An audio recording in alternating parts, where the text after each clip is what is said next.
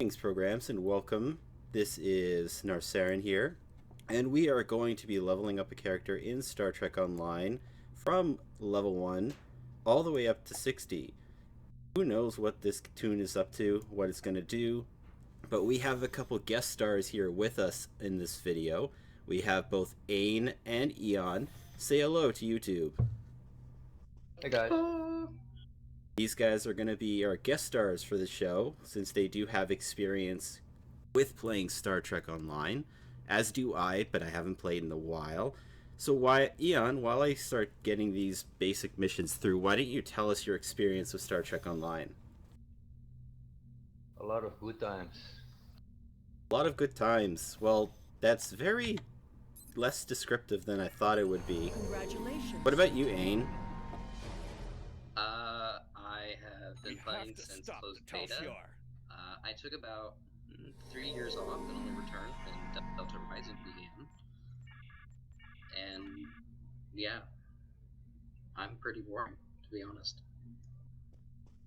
Well, thank you for joining, nonetheless. This character that you see before you is Nar. It is a Romulan science captain, an alien for the extra trait. I am not sure where we're going to go with this tune, but I'm kind of thinking maybe a healer or a buffer slash debuffer or all the grav wells. I'm slowly pushing towards all the grav wells. Grav well for the win. Or press K to bring up your skill points. We need subspace vortex for the win. Well, of course, that's definitely an awesome thing. So as we start to put our points in, at the start of the game, science characters don't seem to have the same advantage as tech or engineer, so we're going to want survival to start. Since we're going KDF, we do have access to a couple of cool goodies, but I'm going to save that as a surprise. While we're starting to go through the flotilla here, to finish this first starting mission, Ain, why don't you tell me about the ship you're currently flying? The map shows you where your objectives are. My current ship is the Herald Baltum Raider. And with this Herald Baltum Raider, this was the latest ship to come from the lockboxes, correct? Yes. How do you find the Baltum as a ship? It's a very good all-around ship. It has the ability to run quite a few science abilities, or engineering abilities if you wish. It comes innate with a commander tactical, so it is obviously tactical heavy. But it's very versatile. It can do very well. What do you think of the design? Because lately, out of all the lockbox ships that I've seen come out, I definitely have to say some haven't been styled the best. I can agree there, but personally, I love the Herald Quas, the Vomp, and my all-time favorite is the Baltum. I just love its design. Now, what kind of style play do you do with the Baltum? Me, I'm dual beam banks, and just all-out damage. So as you can just see, we picked up a ship that I currently purchased, which was the Tavaro Light Warbird. It's a little better than the starting ship.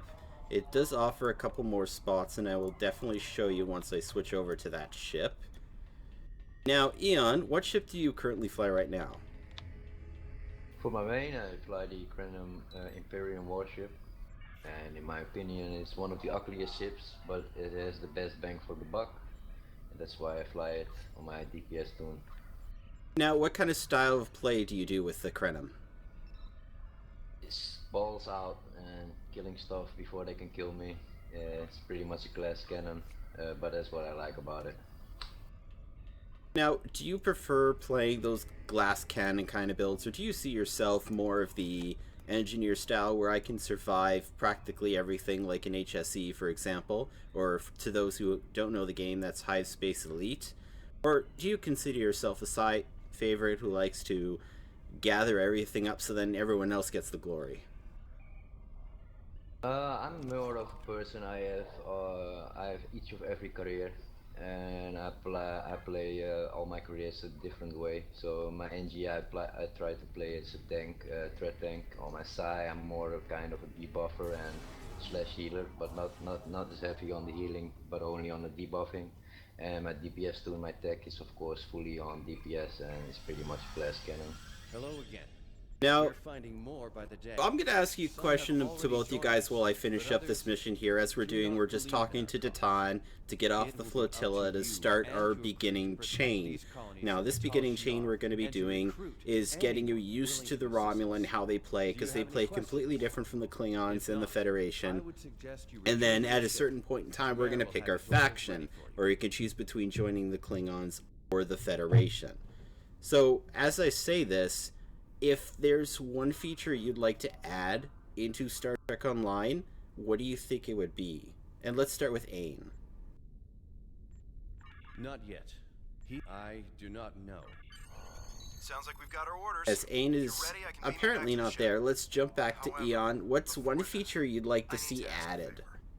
I have a sister. I love to see a feature that I can join up with KDS as a vet or as a Romulan vet, so we can do team stuff together and don't have to make privates for stuff like missions and episodes and stuff like that. Oh no, that totally makes sense. And for those of you who don't know, whenever you pick the Federation or the Romulan, Federation of Klingons, pardon me, you will basically only be able to party your group when you go into queues with your faction. The only way to actually group together is to create a private group. Now, I see that adding this feature would be a good thing, but I, in a way, kind of see it as a way to stop sort of the role you're feeling. Because how often would you see a Federation group doing something together with the Klingons? Since we know that in this timeline, there's a lot of friction between both groups. Well, actually, Congratulations. the Klingons and the Federations are friends at the moment. They made up in season 10 or beginning of the season 11. So yeah, it should pretty much be be a normal situation if we team up to do stuff together. So It would be a good thing to do. Maybe something in the future will come down the line. So, we just finished our mission here at the flotilla, and the first one we're going to be getting from Commander Tamara is called the Helix. This one we're supposed to go and find more people who have been distraught after all their homeworlds were being attacked. So let's start this mission here and slowly but surely make our way over to the Taliban Helix system. Now, one thing to note, whenever you start a new character, Warp 5 is your friend. You will go extremely slow to start. As you start to level up, get better ships, better warp cores, and another thing you can do is if you look here, driver coil, if you start to put points into there, it can definitely upgrade your speed that you can go in sector space. As I work this character out, I will not be putting points into driver coil. I figure it's a waste, where I can put points into attack patterns to increase my DPS, or if I want survivability, I could put it into hull repair or shield emitters, as you see here on the screen, to basically have more survivability. Now, I will be doing a lot of ground missions as well too. In that case, I'm going to be relying on my away team to do most of the damage while I keep them alive as a healer. So I'm going to be going down the medic. I'm also going to be getting physiology, pardon me. I'm also getting scientist and particle physics. So my whole goal is to just be a healer and a debuffer and have everyone else, including all my crew like Tovin, to be able to survive while I keep them alive. Now, let's ask you again, Eon, do you feel that there's anything you would want, let's say, changed almost immediately, like any bugs or glitches that you've seen come up?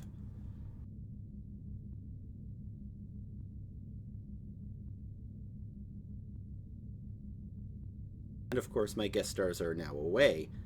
was that a question for me? Sorry, I thought it was for Ain. What did you ask me? The question I asked is if there's any major bugs or glitches or any issues that you see with the game right now, what would you like to see change? Chemo. Chemo, from what I understand of the way chemo worked, I heard that it was just recently patched. Isn't that correct? It Yes. was partially fixed. Now, how do you mean partially fixed for our viewers here? What it was doing was it was specifically buffing Torp Spread 3 mainly. But what it was doing is you would activate your chemo, your torp spread 3, and you send off your, you know, your torp, obviously. It would hit the target, and if there was another target within 3 kilometers, because chemo has a 3 kilometer AoE, it would also activate a chemo attack on that target. And because it activated an attack on that target, if, say, there was another target within 3 kilometers of that one, it would activate again. And it would just repeat itself and just stack up all this damage. So essentially saying if you fired one torp spread 3 and you activated chemo before that, it would be hitting multiple times, causing massive damage. And for what I understand, if people were running multiple copies, and it would just literally glitch out the entire instance that you were doing. I think that's fixed now. Torp users don't get any camo anymore from runs. I see Odin doing runs with only like 500 to 1k camo. It still does work great on being fired rowboat though. I still see numbers between 5k and 7.5k DPS from just on a far boat. Now, Now, let's talk about FA because from what I hear, FA is being looked at to be changed. Now, as someone who has played characters, and just a little background, I have had another character named Nar before. Long story short, an issue with my account. We're not going into details because that's not why we're here. We're here to level up the character together. I had lost the character, and I'm starting her back up again. From when I played her, Thaw was working perfectly fine. I had no issues with it altogether. I don't think that they should change it. Now, Ain, what do you feel? Do you think they should work on this, or should they just continue and maybe focus somewhere else? I feel Faw has nothing wrong with it. I feel they should look at other things. Now, what do you think they should look at that's important to get fixed up now? They need to make up their mind what they're going to do with the neutronic torpedo and the embassy plasma generating consoles. That's the big thing for me. I don't really mind how they end up in the end. They just keep changing them every patch, and it's getting a little irritating. Yeah, they have changed the plasma consoles and gave it a decrease and a per shot proc on it, and that's because they are working on getting the crit back on the consoles. But that is not there already. That's not there at the moment. So yeah, we have a nice nerf on them, but that should be worked out soon when the crit's coming back. Now, there was just recently a rumor, or truth or factness has been data mined, that there are some new ships coming out. From what I understand, they're going to be T6 versions of like the Odyssey and all that. Do you guys feel that these are the next set of ships that should come out, or do you feel that there should be some other ships that haven't been discussed or looked at in the Star Trek universe that would make a good fit in this timeline? We've arrived at the Helix. That's a good question. Ship on main view. I should say some JJ ships, but that's not possible because we all know That's why. not the copyright rights. Yep. And some of the ships are just too big to get into the game. Yes. But personally, I know there's other ships that they have not put a tier 6 version of in yet, such as the Sovereign.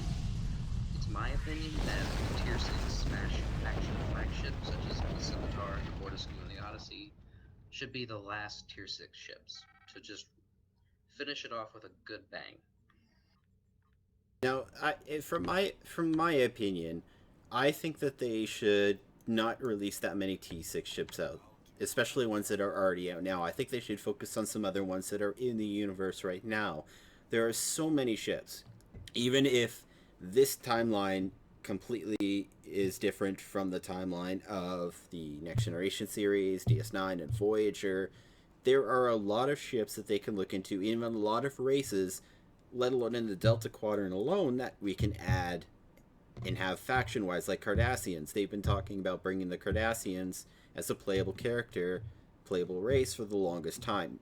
Even though now you can actually literally make a Cardassian alien, but it's not the same though.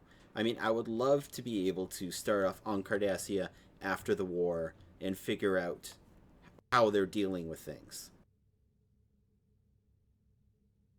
I can agree there. I do love the look of the Cardassian ships. It would be nice to play as one. Our first little part that we're going to do with Helix is we destroyed that ship, of course, because we must destroy everything. And now we're going to be repositioning these pods slowly but surely and taking out waves of enemies at the same time. Now, I'm using a dual tank in the front. I have one plasma torpedo, and then I also have a turret at the back. Now, one thing of difference with the torpedoes is that if I do high yield, the torpedo becomes large, it does more damage, but it's targetable, meaning if I fired it at this warbird in front of me, there's a high chance that they can knock it out before it hits them. So a torpedo like this, I always recommend using when you're a little closer, or there's only one target and they're solely focused on you. Mm-hmm. Most of the missions that you're going to find, especially these at the start, are going to be very simple, very easy, just to get you used to the playstyle. One thing to note is the difference between Federation, Klingon, and Romulans is that Romulans have core powers, or singularity powers, that do different things. So this one does a shockwave. So if I press this button here, it does a AoE shockwave that puts a plasma dot on all targets.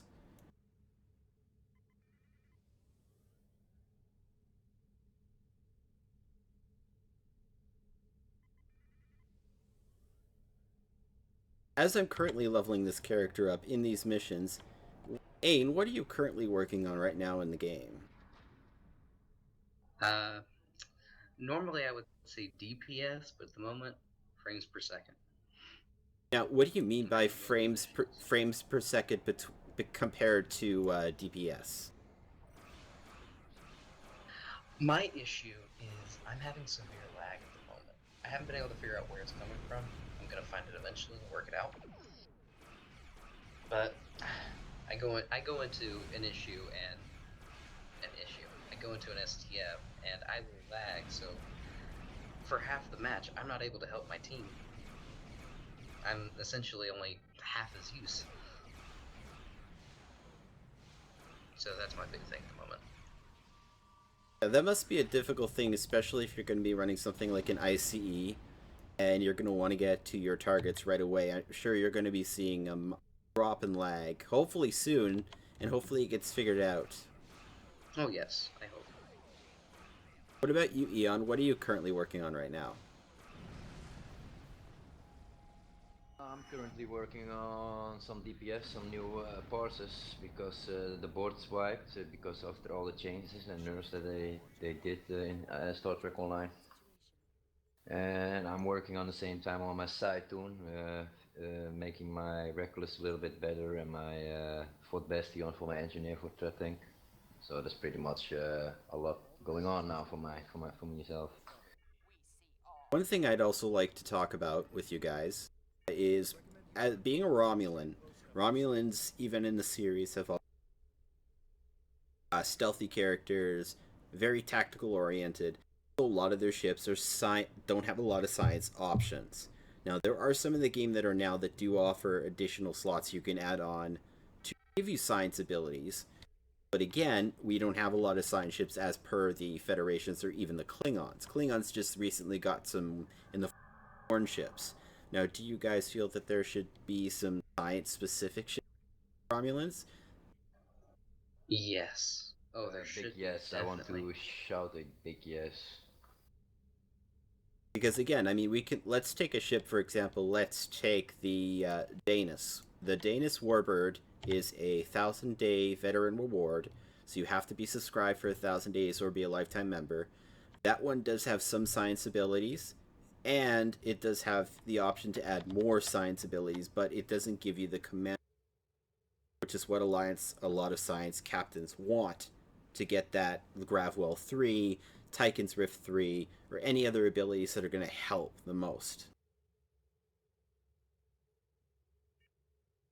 So as we prepare to attack the Corval, I'm always in stealth. Now, whenever stealth, you're always going to get a buff, a very short buff, about 5 seconds, 6 seconds long, that increases your damage. And I will demonstrate here as I take this ship out. Skull Cloak Ambush. Now, you may think There that... is a way to increase it though if you use a Riemann infiltrator, so you can bring it up to 15 to 20 seconds, I believe. Yes, that is true. As Ian just said, there are bridge officers that you can get that add abilities to increase that DPS chance after you decloak. Unfortunately, I do not have access to those bridge officers. We will be using the officers that I get as I continue through the storyline.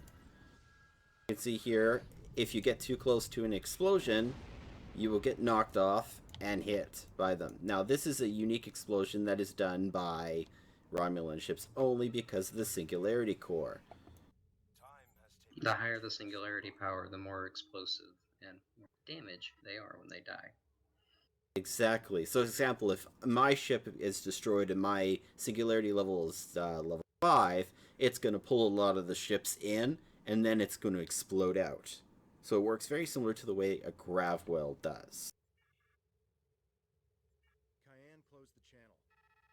Plus, we just finished the mission. It's very short. Most of these are just to get you started.